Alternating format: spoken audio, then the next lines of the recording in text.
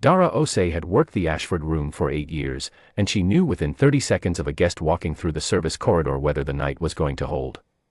Calvin Ware walked through the main entrance at 6:45, 15 minutes before the doors opened for the Elaine Ware Memorial Scholarship Dinner, and the night should have held. He was not a large man, but he carried himself the way Dara's grandfather used to, the kind of stillness that doesn't announce itself, that simply takes up exactly the space it needs and no more.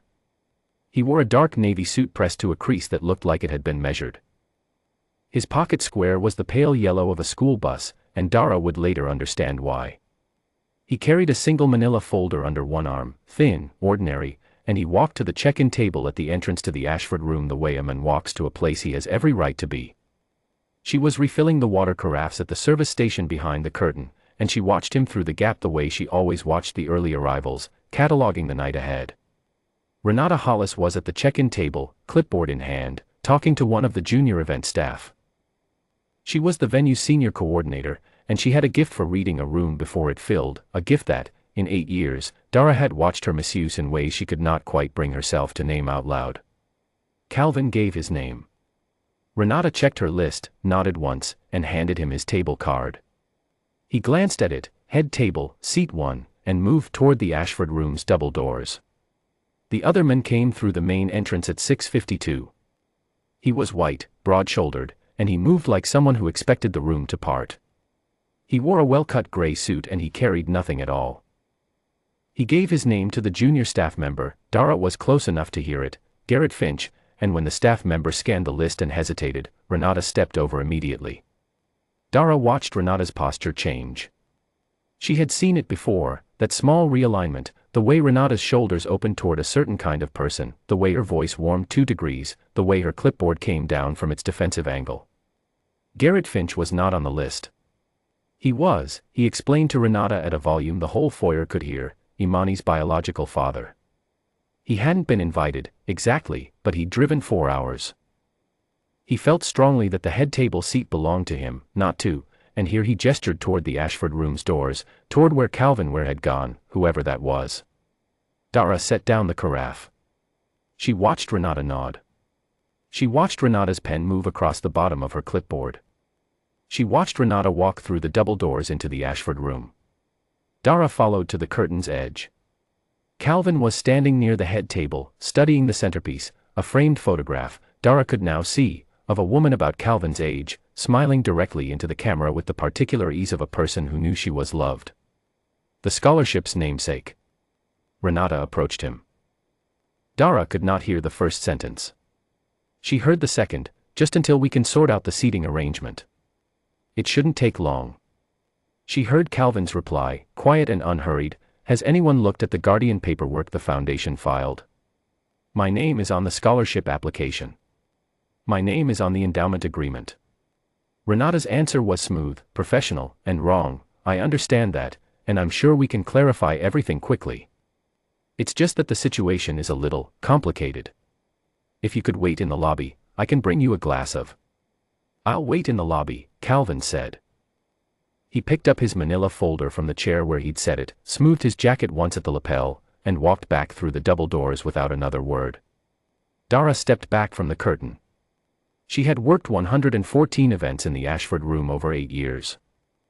She had watched Renata make this particular kind of call, the quiet rerouting, the smooth professional ask, the person pointed to the lobby while the louder, less documented arrival was accommodated. She had watched it happen 6 times that she could count, and each time she had gone back to her carafes, her linen checks, her pre-service routines, because it was not her floor to manage and the night always moved on. She stood in the service corridor for 11 seconds. Then she walked out from behind the curtain. Calvin was in the marble foyer, standing by the window that looked onto the street, folder under his arm. He had not sat down. He was watching the evening traffic the way a man watches something that has nothing to do with him, giving it a courtesy glance. Dara stopped a few feet away. Mr. Ware. He turned. His face was calm, not performing calm, not holding it against pressure the way a fist holds a coin. Just calm. Yes. I'm Dara Osei. I manage catering for the venue. She paused. I wanted to ask, is there anything I can get you? It was not the thing she had walked out to say. She knew it and he probably knew it. But he nodded and said, "I'm all right, thank you," and then he glanced down at the folder. 17 years. I've got every document in here. Birth certificate with my name. The guardian filing.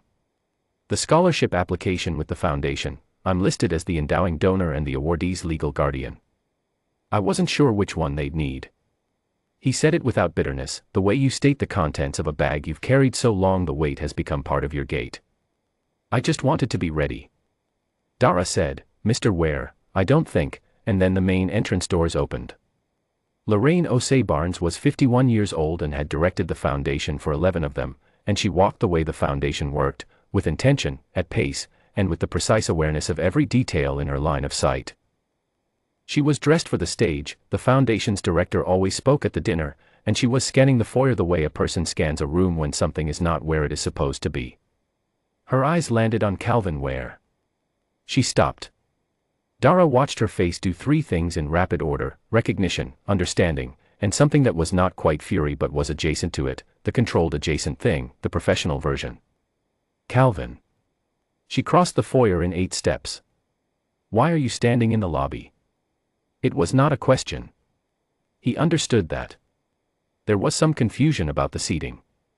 Lorraine looked at Dara. Dara met her eyes and gave a single, small nod. Lorraine turned back to Calvin. She said, quietly and completely, "You built this dinner. Your name is on a plaque by the door. Imani is about to walk onto that stage." She held out her arm.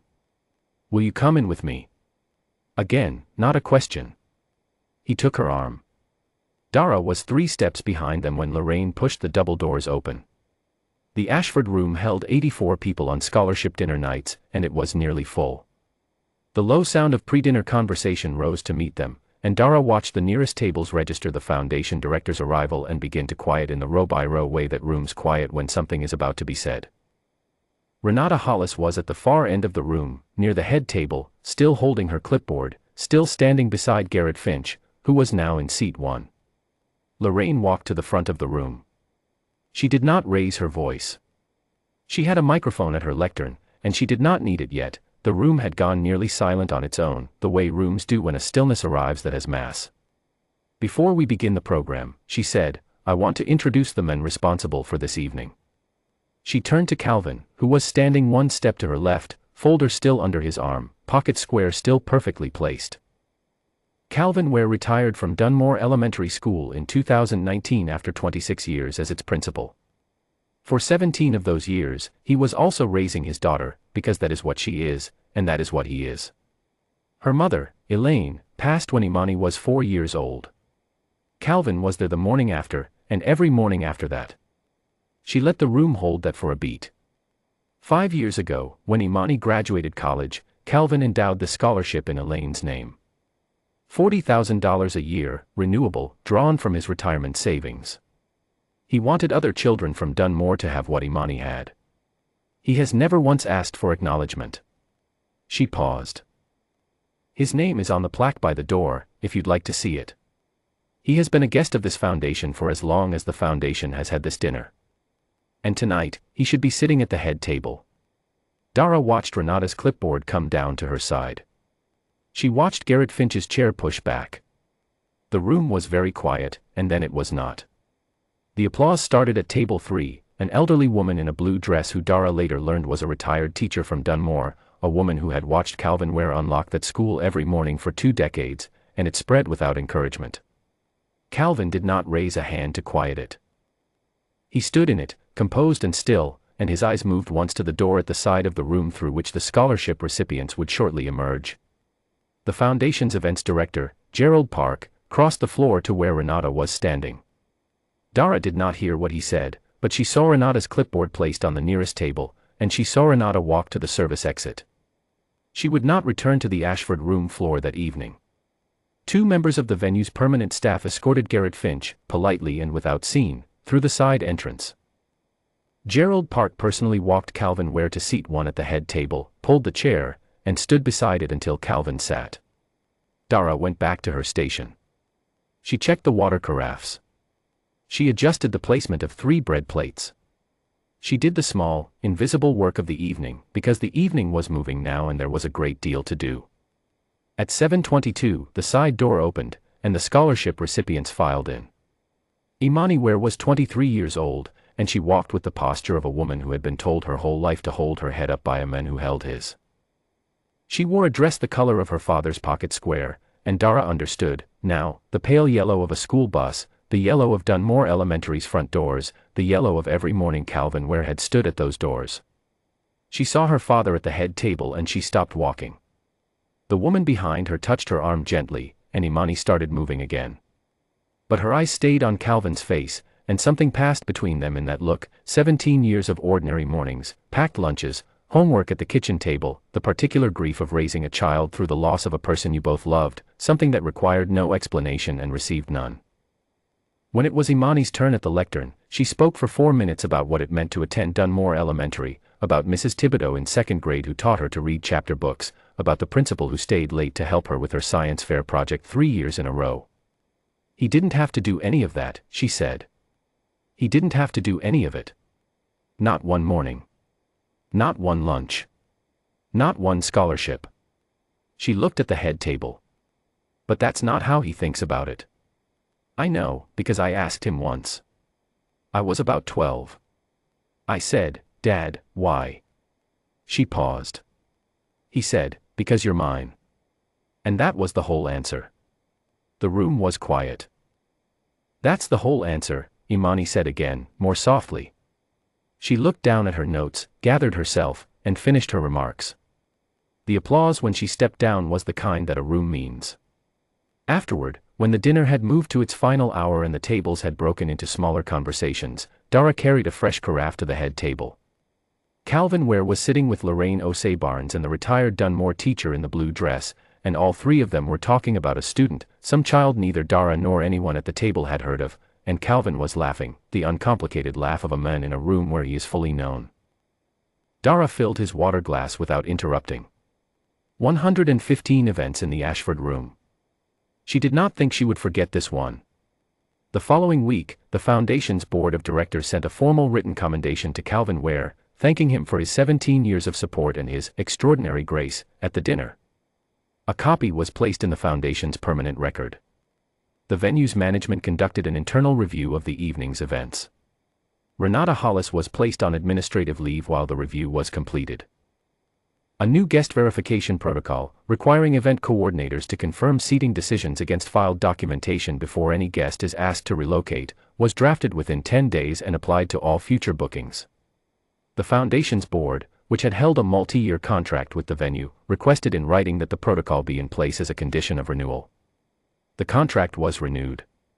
The plaque by the Ashford room door, which had been there for 5 years, remained exactly where it had always been, polished bronze, the name clear and permanent above the donor line, legible to anyone who looked. Most people, on their way into the room, did not look. Imani had always looked. Every year, on the night of the dinner, she stopped at it for a moment before she went inside. This year, when the evening was over and the guests were filing out, Calvin stopped beside her at the plaque. They stood there together for a moment in the marble foyer, the room emptying around them. He put his hand briefly on the frame, not the nameplate, just the edge of the frame, the way you touch the doorpost of a house you built, and then he held the door open for his daughter. She walked through. He followed. The night held.